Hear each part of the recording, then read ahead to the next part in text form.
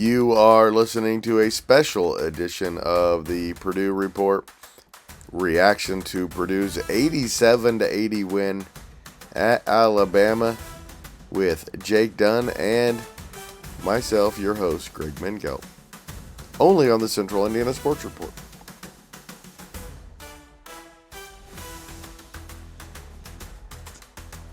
Welcome back, Boilermaker fans, to the Central Indiana Sports Report for a special edition of the Purdue Report.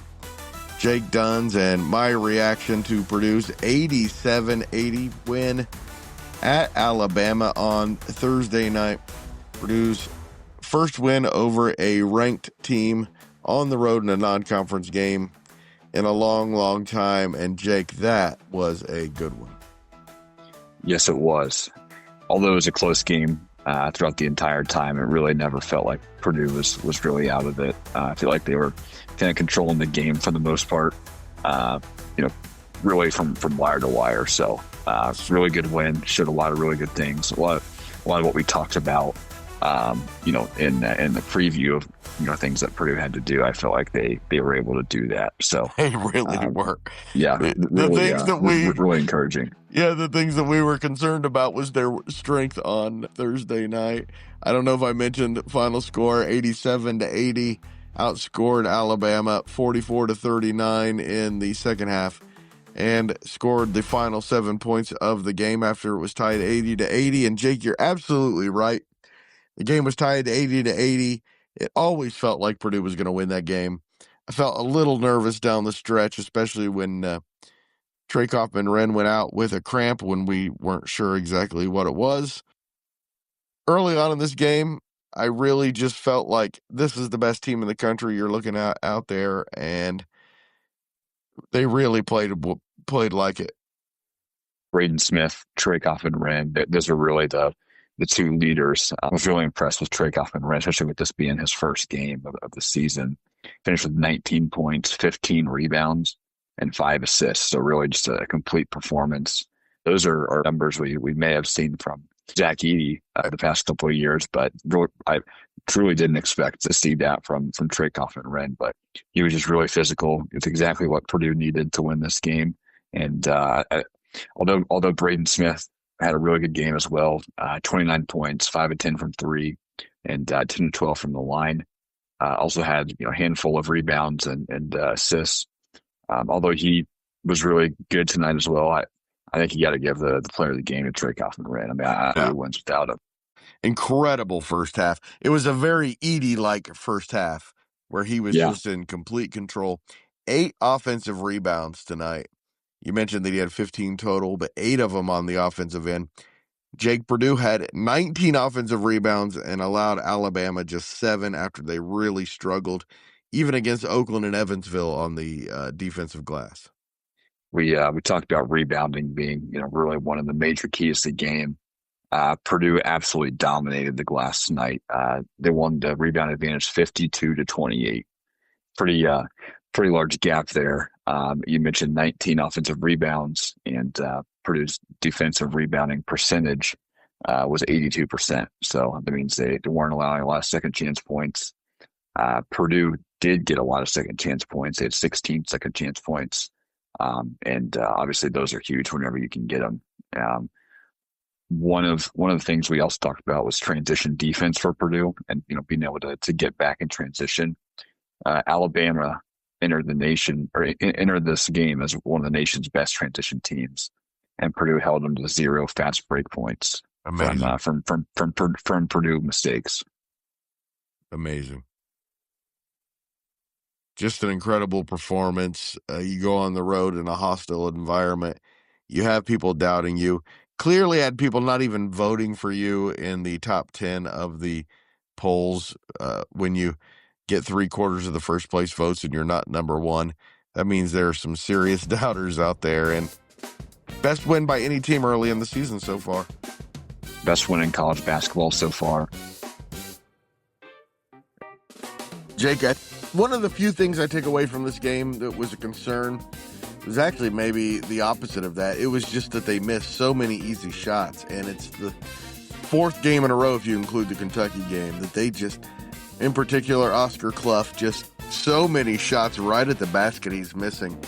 I felt like at a point in the game, Purdue was down a point, maybe 31-30, and I thought to myself, if they made their layups, they'd be up 12 points, and you kind of felt really good at that point, even down, that it was clear that Purdue was doing whatever they wanted, in particular, Trey Kaufman-Renn, but Oscar Clough, too. He looked really good tonight if he could just convert those layups, which we assume that he will.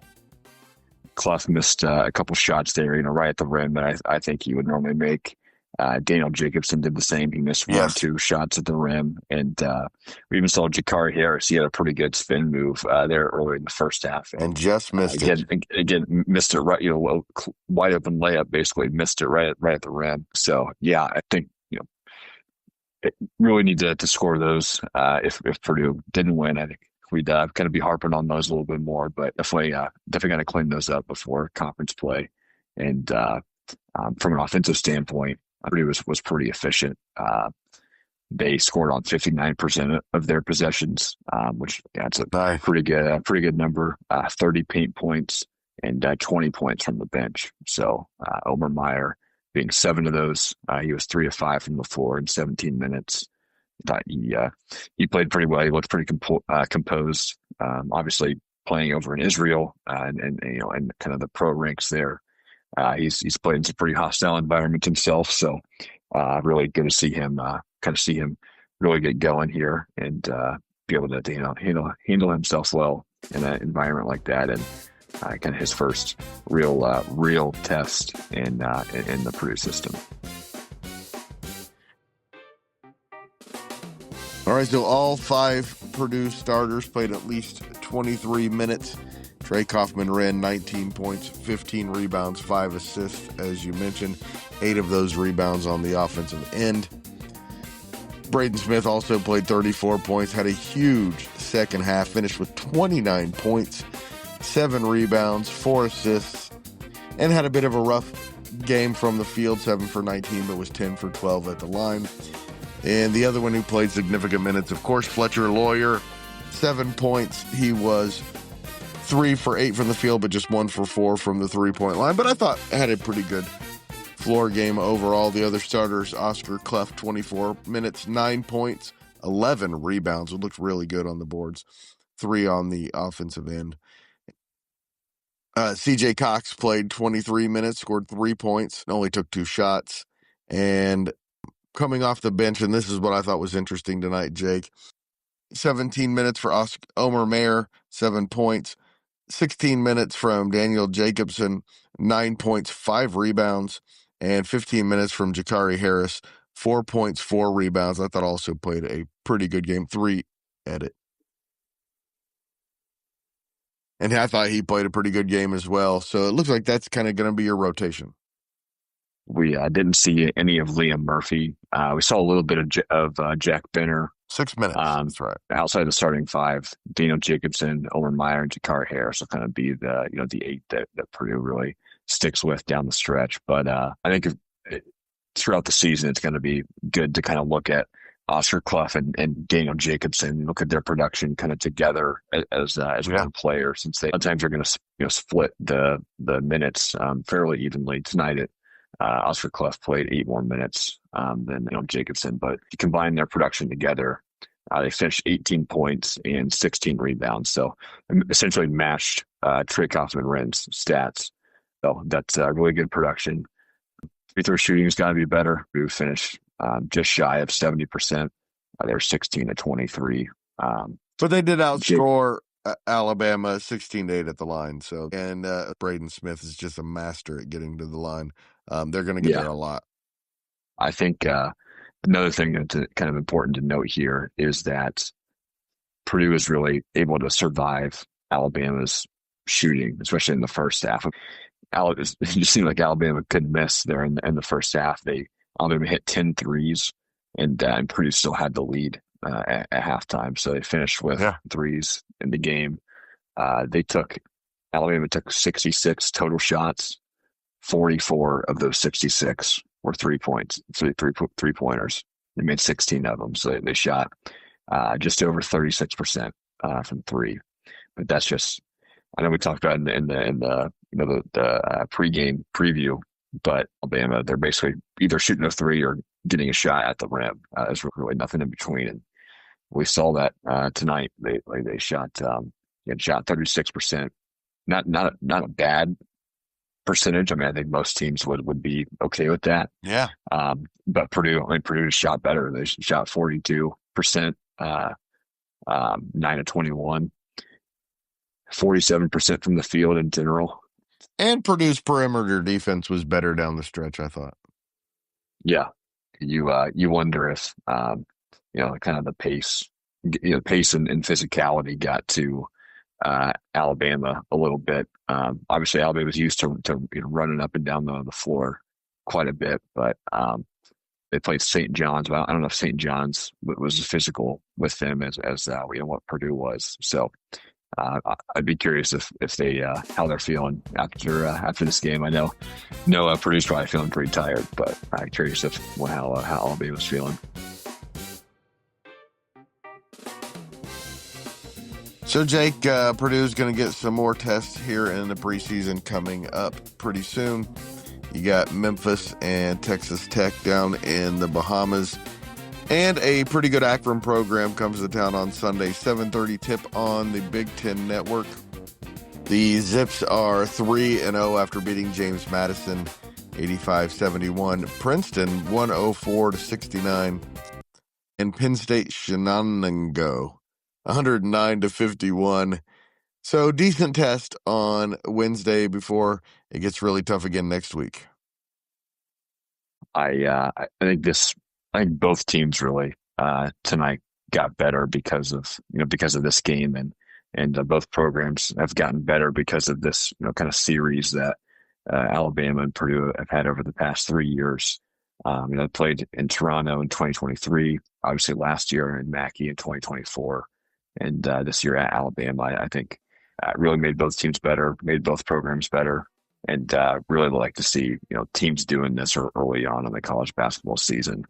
But to your point, Purdue's got some more tests here with Akron and Memphis, and most likely Texas Tech. I mean, I guess Wake Forest could beat them, but Texas Tech has looked pretty good so far this year as well. This is tonight a game that kind of felt like a March Madness game. Purdue showed a lot of mental toughness. Rebounding was a strength we talked about, and just being able to execute late in the game. Those little traits that are really important and make a team capable of making a deep run in March. So the shooting we talked about from Alabama, I mean, they were able to survive that. I think really talks a lot about this team, and they proved why they were and potentially will be the number one team in the nation again.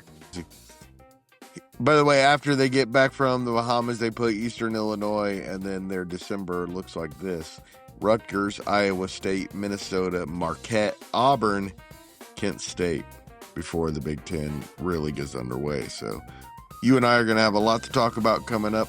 Of course, you and I will also be back a little later Friday to talk about the Purdue football game at Washington. And then we'll be back to talk about both of them, the Purdue football game at Washington and the Purdue basketball game against Akron. Jake, thank you so much for your time. I appreciate it. As always, that was a lot of fun. A lot of fun. Glad it's basketball season, and glad talking about a win rather than the alternative. I think we're going to be talking about the alternative to losing a lot this year. Thanks so much to Jake for joining me. Like we said, we'll be back on Friday, sometime in the afternoon, to preview the Purdue-Washington football game. Then we'll be back on Saturday or Sunday to recap the football game, and Sunday, the Purdue-Akron men's basketball game. And thank you so much for listening. Please do us a huge favor and share this podcast with a Boilermaker fan in your life, and help us spread the word that the Central Indiana Sports Report is here, talking about Central Indiana sports every single day.